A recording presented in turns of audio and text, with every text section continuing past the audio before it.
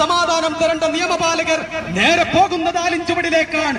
സമാധാനപൂർണമായ ആലിഞ്ചുവടിൽ പോയി ഭീകരാന്തരീക്ഷം സൃഷ്ടിച്ച് പാവപ്പെട്ട ചെറുപ്പക്കാരെ കള്ളക്കേസുകളിൽ കൊടുക്കുന്ന CPM-ന്റെ ദാസ്യവേല ചെയ്യുന്ന ഇടതുപക്ഷത്തിന് കൂട്ടുനിൽക്കുന്ന പോലീസിന്റെ നിഷ്ക്രിയത്വത്തിനെതിരെ പ്രതിഷേധത്തിന്റെ സൂചനയായി മുസ്ലിം ലീഗ് കമ്മിറ്റിയുടെ ആഭിമുഖ്യത്തിൽ നടത്തപ്പെടുന്ന തെരഞ്ഞെടുക്കപ്പെട്ട വളണ്ടിയർമാരുടെ പ്രതിഷേധ മാർച്ചാണ് ഈ വാഹനത്തിന്റെ തൊട്ടുപിറകിലായി കടന്നു വരുന്നത്.